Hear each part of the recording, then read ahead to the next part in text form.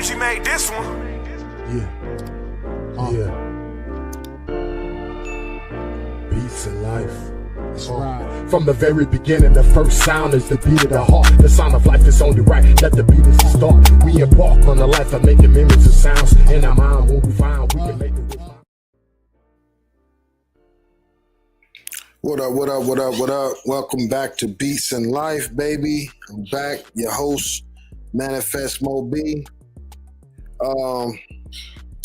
Yeah, man, I found this video earlier. I was looking at shit and I was like, man, this is amazing. This is he dropping some jewels. So I guess his channel based on pretty much based on listening to his viewers' suggestions of songs. So he basically getting exposed. I'm gonna show y'all. I'm gonna add the link in the description of this video. I'm gonna copy it out right now. I'm gonna add the link inside of this actual video, so you guys can go to it and look at it yourself. I'll do that right now. So yeah, his channel is right there too. Vietnam Era Vet Speaks Out. That's the name of his channel. So as y'all can see, I'm not subscribed to it, and the reason I think I might not, I'm not checking him out, but I don't know. He said the N-word in this video, man. And honestly, I think I'm getting the vibe that his channel might be based on that. Like his viewers send him songs with that they know the N-word might be in. And so this old white man can say it. He probably say it anyway. Hopefully, I ain't gonna say hopefully he do, but if he do, yeah, I'm glad he felt, compelled enough to share. He ain't gotta worry about getting fired. I'm sure he got a pension. You know what I'm saying?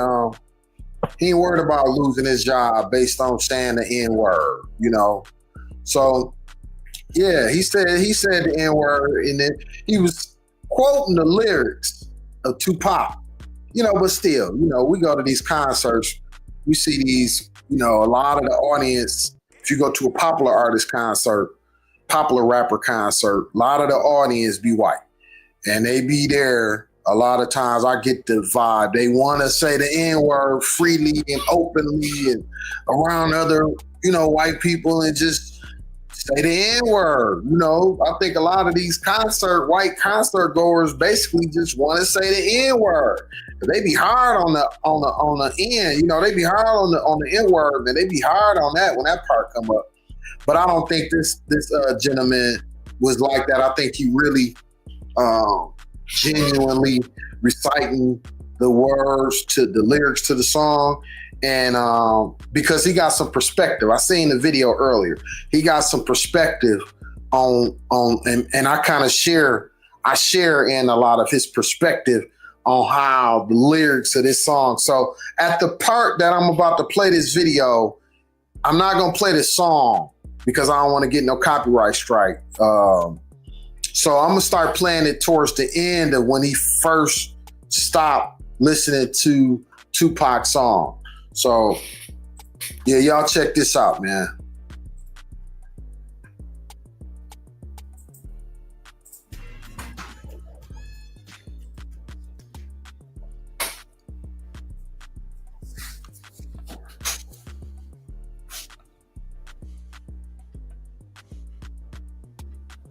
Wow.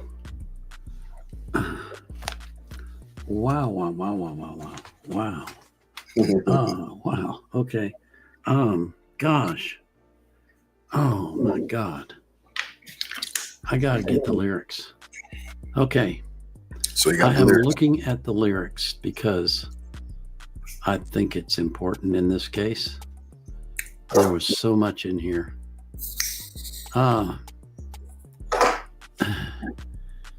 He starts out by saying, I shall not fear no man but God. Though I walk through the valley of death, I shed so many tears. If I should die before I wake, please God, walk with me. grab a nigga and take me to heaven. Didn't bring that back. Didn't bring it back. Through the valley of death, I shed so many tears. If I should die before I wake, please God, walk with me. Grab a nigga and take me to heaven. You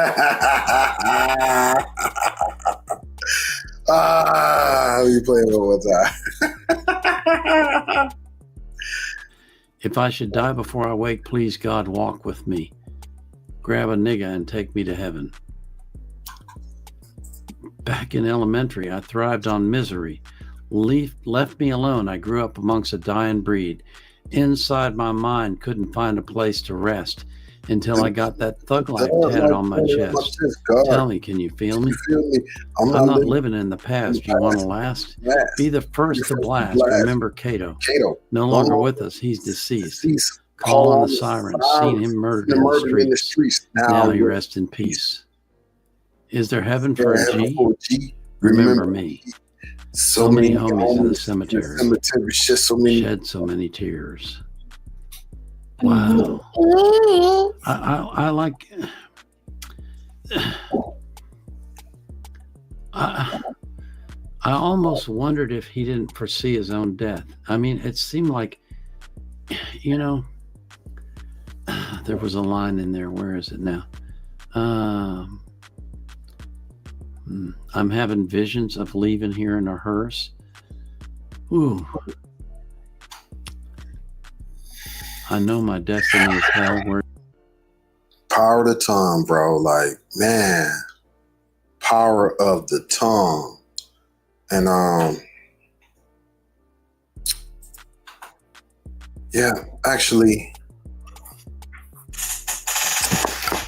that is what this is, an episode of Power of the Tongue. That's exactly what this is.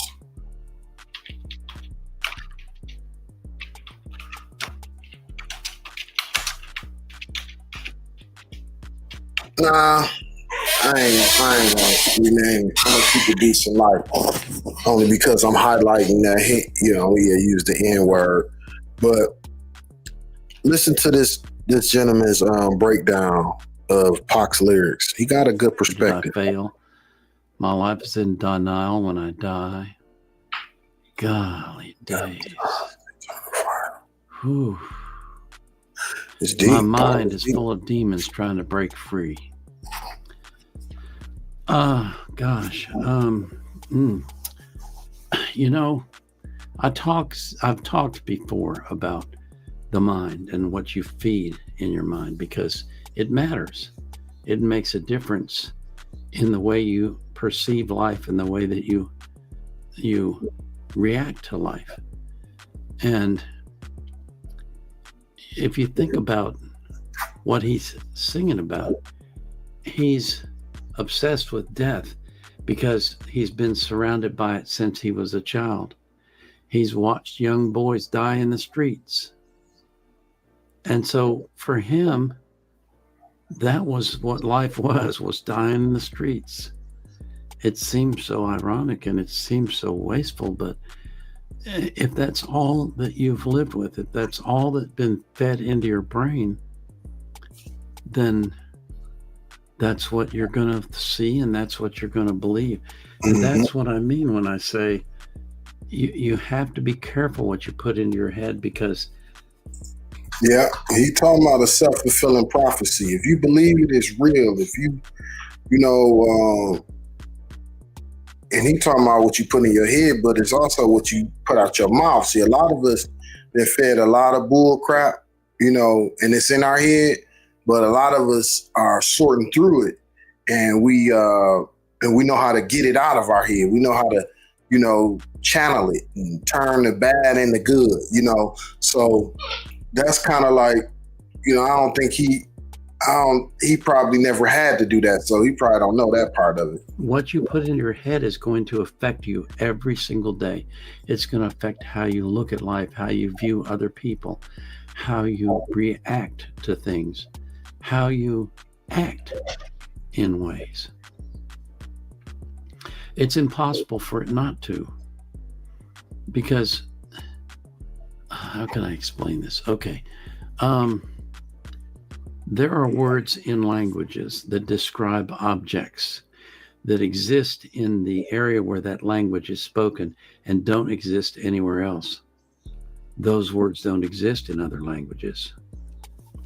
When you try to translate them, what you have to do is describe the object because you don't have a name for it. That's what I mean. You can only go so far as what you know. And the more that you fill your head with bad stuff, the more that's how far you'll go. And the more you fill your head with good stuff, that's how far you'll go. It's all up to you, but you have to. Yes, sir. See, he dropping some jewels, and that's why I wanted to share this video. Not even for what the title is. That's nothing really. It was just kind of funny, really. But yeah, he dropping some jewels, man. Like, if you looking at something, like, no matter where you at, if you dead broke, if you don't have nothing, like I remember being dead broke, and I had some bottles.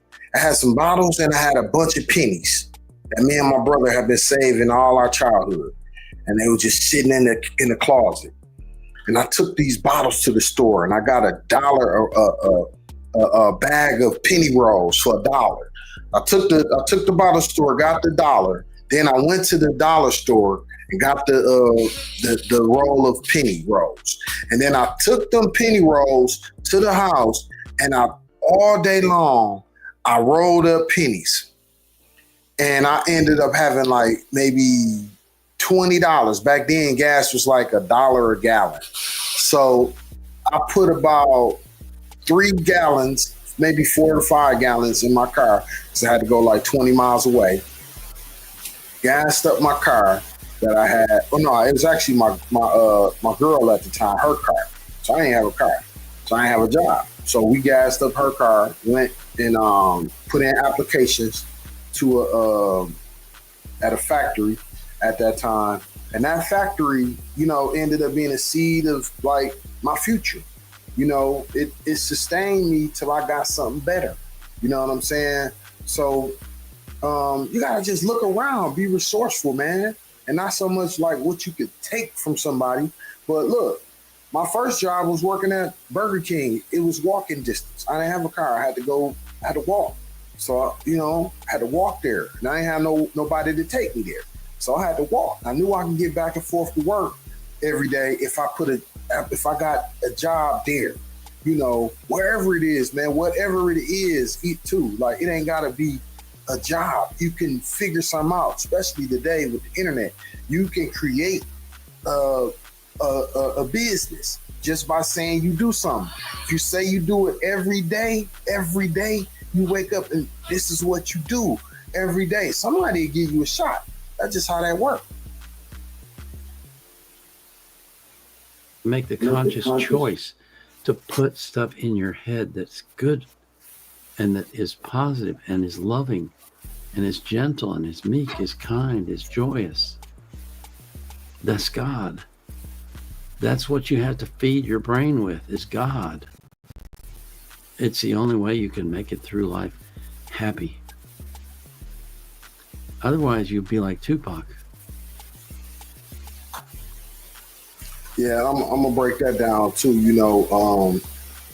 Being like Tupac, for a lot of us, we didn't have a choice. A lot of our parents was born with chaos. They didn't have a job. Like they can't get a job. They might be educated, still can't get the job. Still can't get, lose a job. Keep losing jobs. Keep getting fired. We the last to get hired, the first to get fired.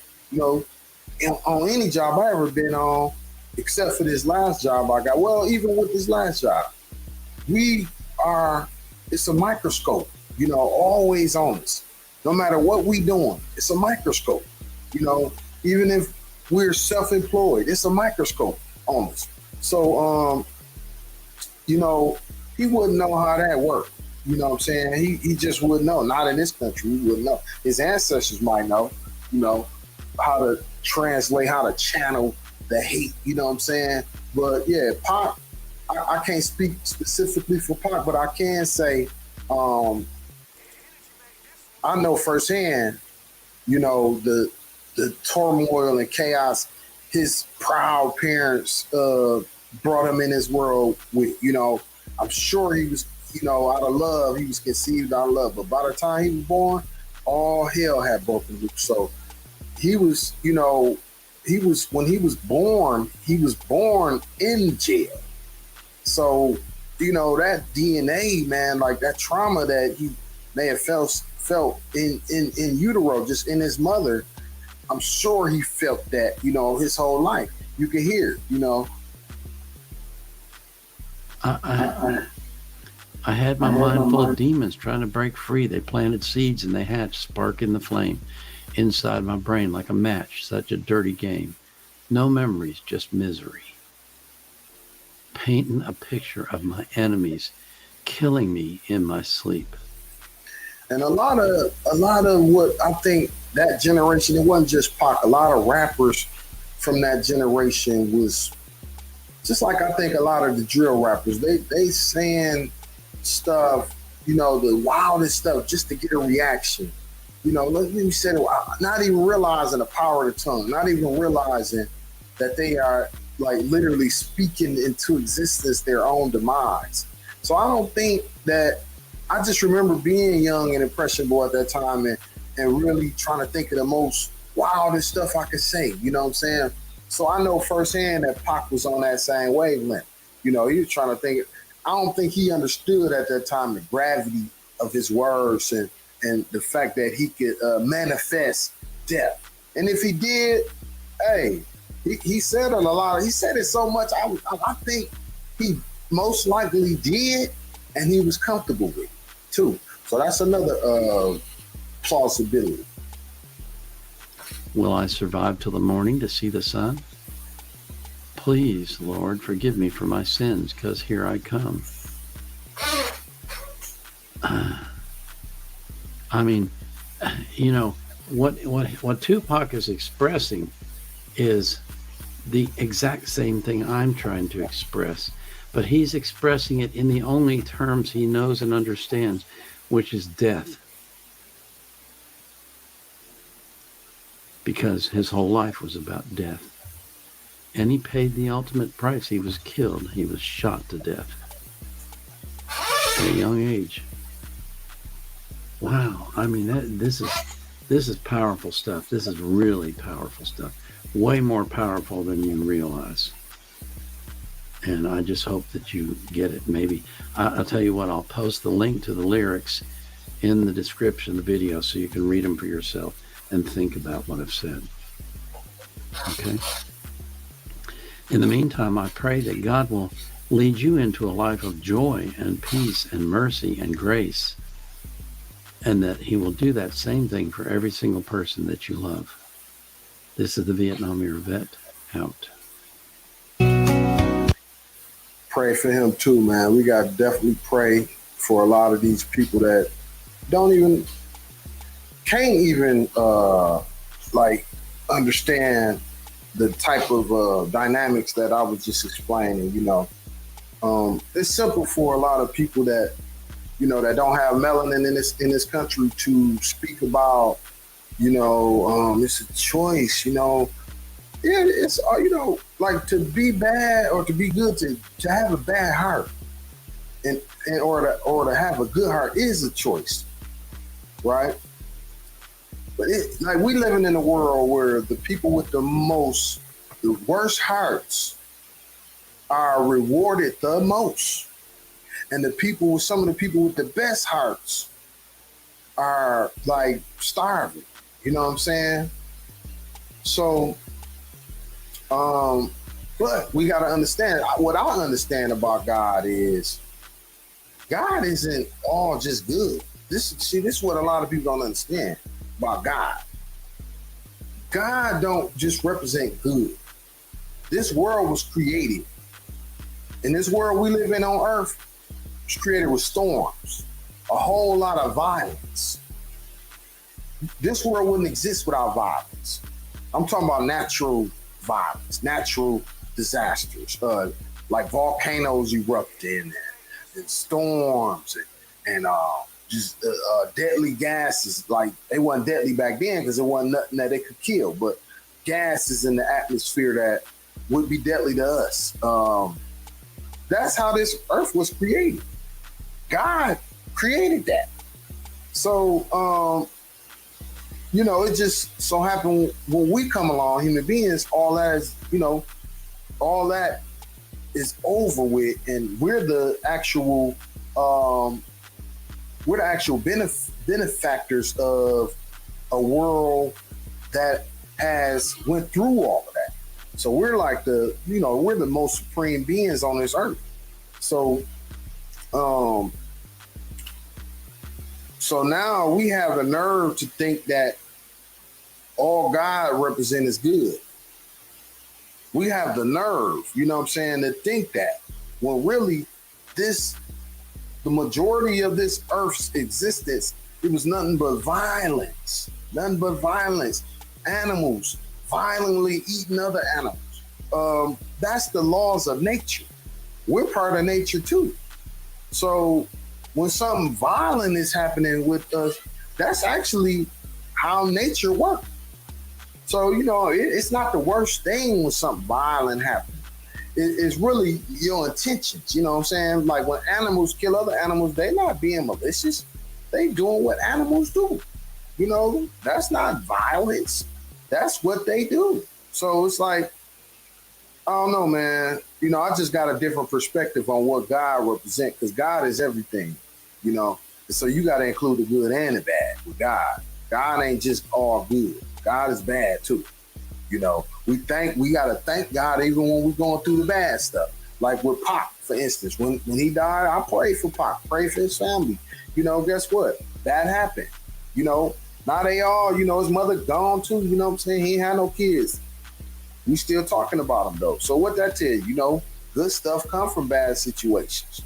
You know, we still talking about him. So I don't know, man. I just wanted to share that video. Beast in life, baby. This beast in life. I'm out. Manifest Mo B. 1. Energy made this one. Yeah. Beast in life. That's right. From the very beginning, the first sound is the beat of the heart. The sound of life is only right. Let the beat is the start. We embark on a life of making memories of sound.